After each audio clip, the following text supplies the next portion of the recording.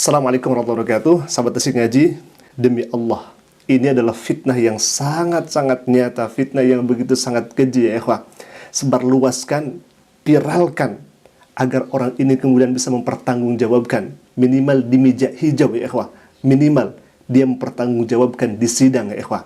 Kenapa saya katakan demikian? Karena orang ini ya ditulis di judul di sini, gempar ulama Aceh membongkar ajarannya sendiri. Demi Allah, orang ini bukan ulamaul Islam, bukan ulama Islam, tetapi disebut, ditandai di sini sebagai ulama Islam katanya.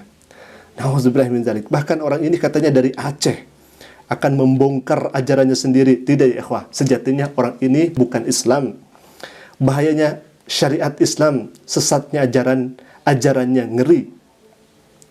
Nauzubillah min dzalik. Ikhwafillah, kita akan lihat terlebih dahulu bagaimana isi dari videonya yang kemudian akan disampaikan oleh Yeremia Sumegar. Nah, orang ini ya ikhwah yang menayangkan video ini. Kita akan lihat lebih dahulu dan akan ada pernyataan dari orang ini ya ikhwah. Ya, katanya seorang ulama. Baik, kita akan lihat terlebih dahulu bagaimana isi dari videonya. Silakan. Tata bahasa, gaya bahasa. Dia ini seorang ulama ya, kalau saya tidak salah ini. Ulama, ya, dia ini seorang yang sangat paham tentang pengajaran atau tentang kitab-kitab. Secara tegas, eksplisit, dia kemudian mengkritik tajam akan isi bahkan praktek-praktek agama yang dilakukan oleh para pemimpin-pemimpin agama tersebut. Baik, sudah dikatakan oleh orang ini. Orang ini adalah seorang ulama katanya. Saya katakan, wallahi, billahi, tallahi. Orang ini bukan ulama. Kenapa? Karena kita akan mengetahui, jangankan dari penampilan ya ikhwah, dari bahasa saja kita akan mengetahui apakah dia seorang ulama, apakah dia pendusta ya ikhwah. Kita akan mengetahui. Karena nanti akan ada satu kalimat yang seharusnya dibaca idhofat, ini malah sesuai dengan bacaannya, bacaan Indonesianya ya ikhwah. Baik, nah ini orangnya. Katanya ini ulama dari Aceh ya ikhwah. Mohon ini video viralkan. Ini video sebarluaskan di media sosial, di status di grup WA atau di Instagram, di Facebook, agar orang ini minimal mempertanggungjawabkannya di meja hijau. Kita akan lihat ya ikhwah. Kita sudah termakan dengan dogma dan doktrin buta. Nah, begitu bahayanya syariat Islam. Jadi syariat Islam itu bukan mengajak Anda Islam, agar Anda jadi orang-orang yang manusiawi dalam agama. Bukan demikian. Syariat Islam itu bukan mengajak Anda untuk bisa menjadi orang yang punya emotional intelligence yang tinggi. Bukan demikian. Syariat Islam bukan mengajak Anda untuk mengetahui nasib dan kondisi syurga yang Anda cari. Sahabat Tasik Ngaji, barusan kita sudah dengarkan dengan pernyataan yang saya yakin orang ini bukan ulama.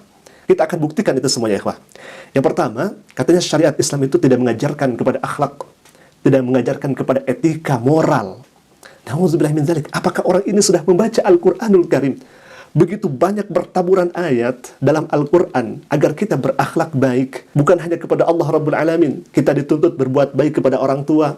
Bahkan orang tua non-muslim sekalipun yang mengajak kepada kekafiran, yang mengajak kesyirikan, kita harus berbuat baik. Wa qadha rabbuka alla ta'budu illa iyyahu wa bil walidaini ihsana.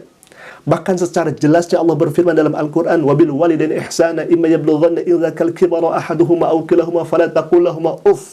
Jangan sekali-kali engkau membentak, وَلَا تَنْهَرْهُمَا وَقُل لَهُمَا قَوْلًا كَرِيمًا. Dan kita harus berkata baik, berbuat baik. Subhanallah, itu dalam Al-Quran. Bagaimana lantas kemudian kita berjalan, وَلَا تَمْشِ فِي الْأَرْضِ مَرَحًا. Jangan engkau sekali-kali berjalan di muka bumi ini dengan sombong.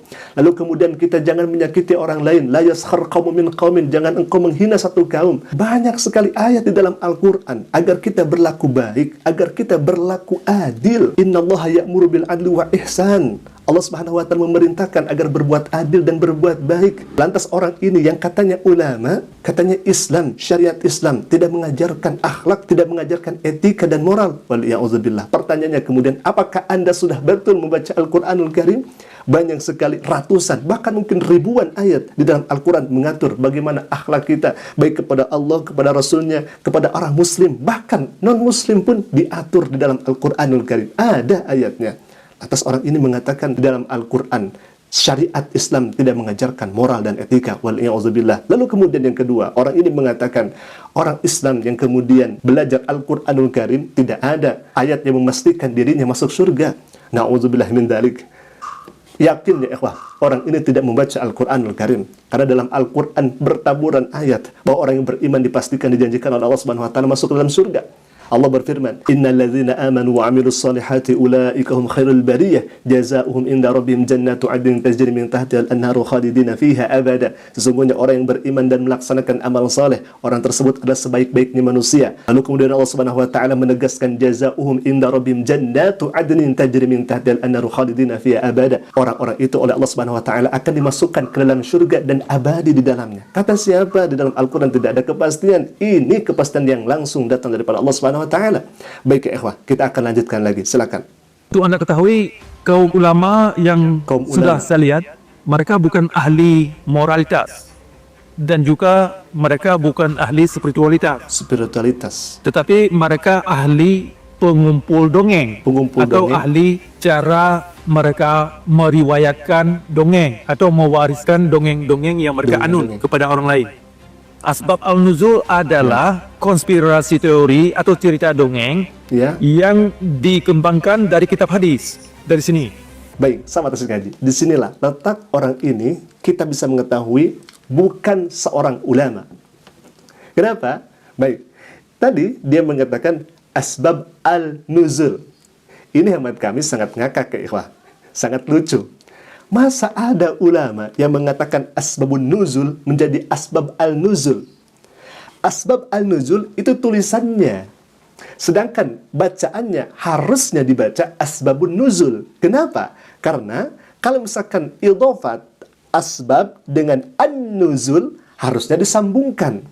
Memang tulisannya asbab al-nuzul, tapi cara bacanya, kalau misalkan dia seorang ustadz, kalau misalkan dia seorang alim atau dikatakan seorang ulama, harusnya dia pandai membacanya asbabun nuzul.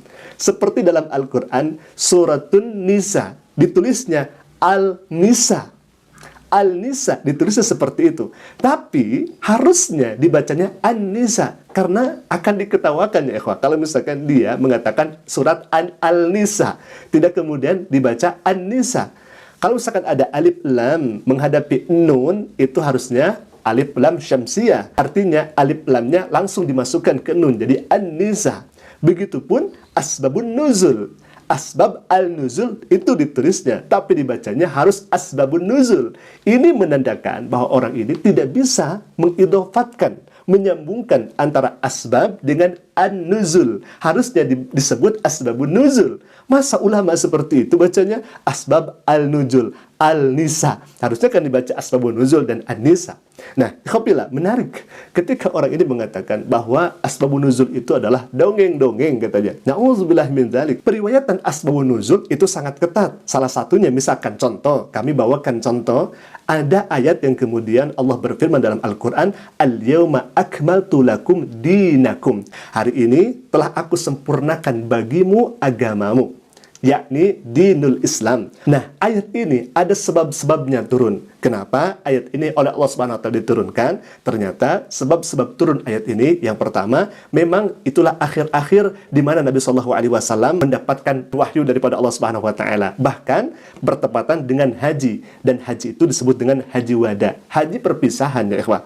Dan ayat ini oleh Allah Subhanahu wa taala diturunkan bertepatan dengan itu. Nah, sahabat Tasik Ngaji, pertanyaannya kemudian, siapa yang melihat, siapa yang mendengar, siapa yang menyaksikan tatkala Nabi sallallahu alaihi wasallam menyampaikan ayat ini, surat Al-Maidah ayat ketiga ini, Al-yauma akmaltu lakum dinakum. Siapa yang menyaksikan?